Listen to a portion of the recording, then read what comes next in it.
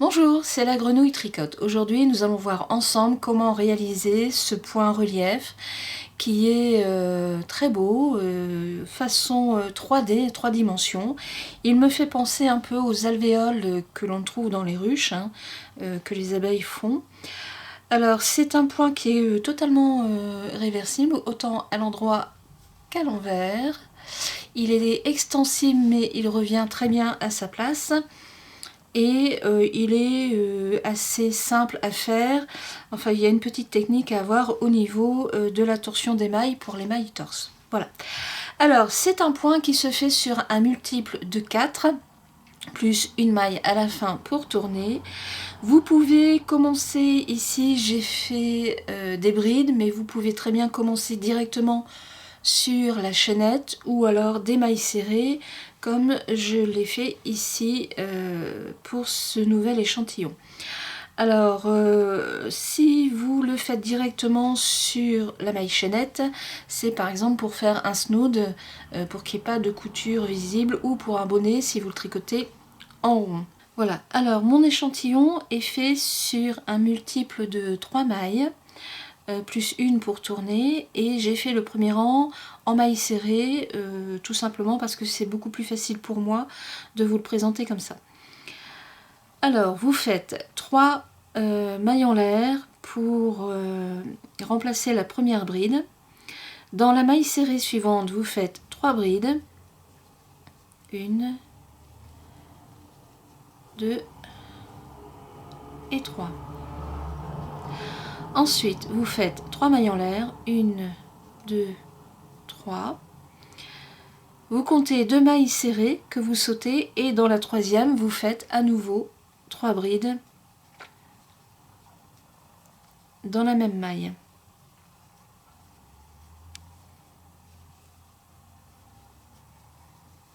Deux mailles en l'air. Vous ressautez 2 mailles serrées, 1, 2, et dans la troisième, vous refaites 3 brides.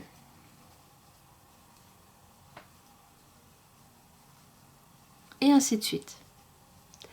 Là, je vais mettre en pause et nous nous retrouvons pour le rang suivant. A tout de suite. Alors, j'arrive à la fin de mon rang. Je finis donc par 3 brides dans la maille serrée. Et vous refaites une bride dans la dernière maille qui a servi pour tourner le rang. Voilà. Une bride. Vous tournez votre travail, vous refaites 3 mailles en l'air, 1, 2 et 3. Et là maintenant, nous allons faire ce que l'on appelle des brides torse. Alors les brides torse, ce sont des brides, enfin quand on fait une bride normale, on pique notre crochet sur le devant. Là, nous allons passer notre crochet derrière, le faire revenir devant, en dessous, On passe sur la branche, donc sur le tronc de la bride, et on ressort le crochet derrière pour ensuite tirer une boucle.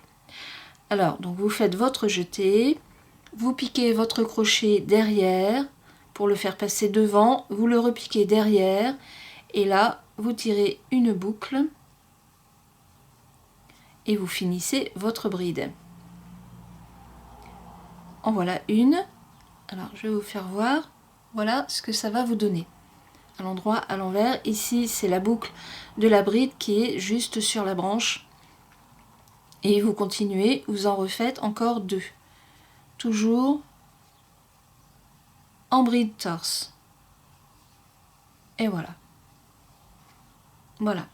Ensuite, une fois que vous avez vos 3 brides sur la première bride du bloc de 3, de ce bloc ici de 3 qui est là, vous refaites 3 mailles en l'air, 1, 2 et 3, et vous continuez comme ça sur tout le rang. Donc vous sautez le bloc de 3 brides, et maintenant vous allez sur le second en piquant votre crochet sur la barre de la bride ici, et vous refaites 3 brides torse. 1, 2 et 3. Et voilà. C'est tout simple. Voilà ce que ça donne. Vous continuez, vous refaites 3 mailles en l'air. Vous sautez le bloc de 3 brides que vous venez de travailler. Vous allez au suivant et ainsi de suite. J'ai pas bien pris. Ah, voilà. Et on refait les 3 brides torse. 1, 2 et 3. Et voilà. Voilà ce que ça va vous donner. À l'endroit, à l'envers. Enfin, il n'y a pas d'endroit, il n'y a pas d'envers. Hein, je vous rassure avec ce point-là. Alors, je vais mettre en pause et nous allons nous retrouver pour le rang suivant. A tout de suite. Alors, je viens de finir mon dernier bloc de brides torse, hein, des 3 brides torse. Je ne fais pas 2 mailles en l'air pour finir le rang. Par contre, je fais une bride ici dans les 3 mailles en l'air pour avoir un bord bien droit, comme ici. C'est important d'avoir un bord très très droit. Hein. Sinon, ça va faire des bosses et des trous, ça va pas aller. Voilà. Alors, quand vous avez fini ce rang, bah c'est très simple, vous recommencez. Donc, vous refaites 3 mailles en l'air. Et vous allez recommencer à refaire des brides torse sur la première bride qui est là. En fait, voilà, vous répétez toujours le même rang et le fait de faire en aller-retour, ça va décaler le dessin et c'est ce qui donne ce très beau relief. 3 mailles en l'air, hop, je saute le bloc que je viens de travailler, je prends l'autre et voilà.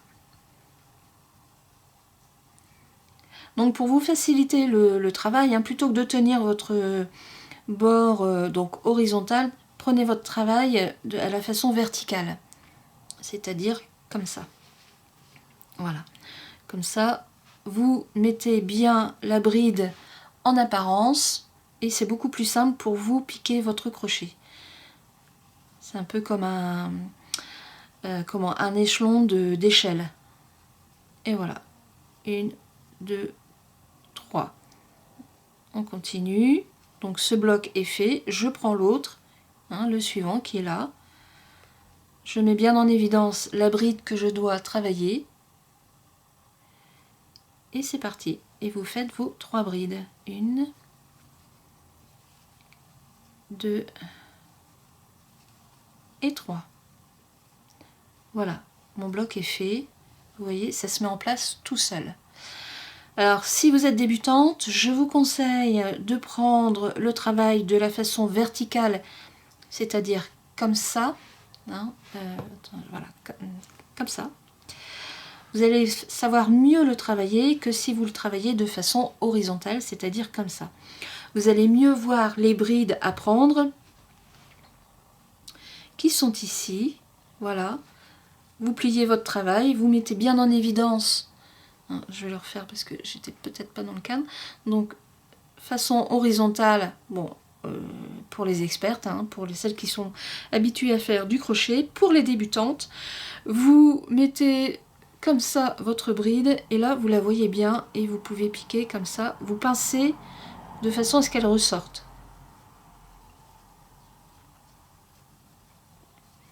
Et voilà, et voilà. Vous voyez, ça va très très vite.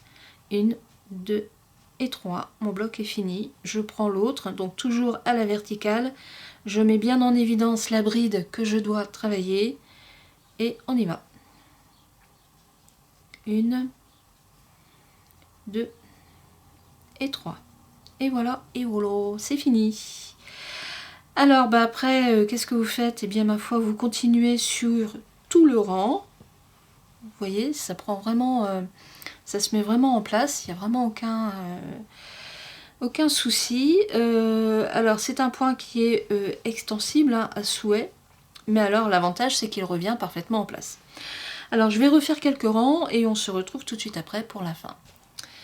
Voilà, j'ai refait un rang. Je l'ai fini, bien sûr, avec la bride ici pour avoir le bord parfaitement droit. Là, il est commencé avec une autre bride pour avoir aussi un bord parfaitement droit.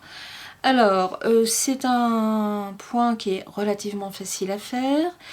Il peut se faire avec toutes les grosseurs de laine. Là, les échantillons sont faits avec une laine pour un crochet 3,5. Ici c'est une laine un peu plus épaisse, donc c'est pour un crochet 3,5, 4. Je l'ai fait avec le même crochet, numéro 3, donc c'est un peu plus serré. Ici donc c'est une laine numéro 3,5 avec le bon crochet, c'est plus souple. Alors il faut savoir que c'est un point mangeur de laine, donc il faut avoir de la réserve si vous faites un snood ou une écharpe. Et c'est un point qui est très épais, je vais mesurer. C'est un point qui fait 1 cm d'épaisseur. 1 cm d'épaisseur, et quand vous avez fait un rang, vous faites quasiment 2 cm, donc ça va franchement très très vite à faire, ce qui est fort agréable pour ce point. Voilà, alors soit une couverture, un snood, un bonnet, il y a toutes les possibilités, toutes les combinaisons possibles. Ou une petite brassière bébé, c'est très joli aussi. Voilà, je vous dis à bientôt pour une nouvelle vidéo et je vous souhaite une très bonne journée. À bientôt, au revoir.